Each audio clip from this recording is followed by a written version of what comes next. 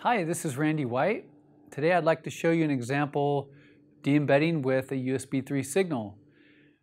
Here in this example we have a USB 3 drive connected to a fixture. Out of this fixture we take both the positive and the negative complementary signals and run them through different cables. One cable on the positive side is going through a short 20 centimeter cable. On the negative side it's going through a longer 2-meter cable. Let's de-embed both and compare results to see how much improvement we get with the de-embedding function on the RTP oscilloscope. So as you can see on the screen here, we have channel 1 up top, which we're triggering on. Channel 2 is also displayed on the bottom, but we can tell that there's some 8 to 10 nanosecond delay between the output of channel 2 and channel 1. So de-embedding in theory should correct this delay, and we can test this very quickly by turning on the de-embedding function for channel 2. Of all the components that are available here, cables, adapters, fixtures, etc., I'm going to choose cable because that's what we have connected and that's what we're comparing. So I'll choose for this cable example, this is our long 2-meter cable, and just to make sure, I'm going to look at the response, and as expected, long cable has more than 6 dB loss attenuation out to the full bandwidth of this scope. So go ahead, that looks okay, so I'll go ahead and turn this on, go back to our main view, turn on real-time de-embedding because I want the fast update rate on the RTP.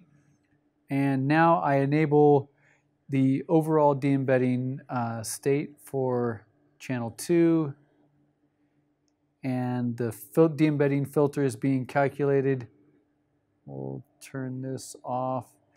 And you can see that channel 2 is indeed higher in amplitude, but it appears we have a problem. Channel 1 is not aligned with channel 2. They're close, but not quite the same. Well, if you look at the setup, there is one minor detail. Channel 1 also has some delay through the cable itself, even though it's short.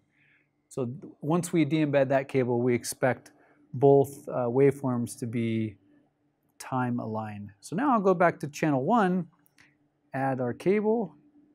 Of course, this is the short 20 centimeter cable.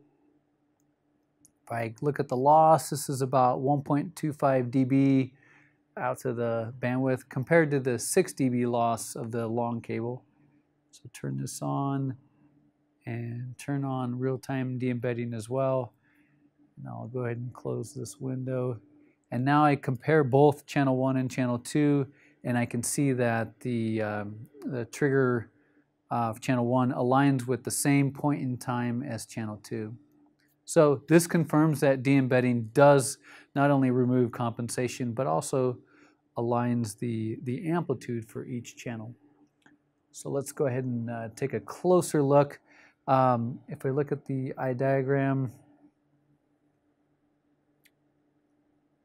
for channel 2 before de-embedding, we can see the attenuation of this long cable results in a lower amplitude, specifically lower eye height. If I turn this back on, I expect channel 2 eye height to match channel 1, and indeed in this case it does. So this was a quick, easy to follow example showing de-embedding of a high-speed digital signal, in this case a USB 3 device, going through a long cable, and after de-embedding we compare that the eye height result matches our short cable de-embedded result.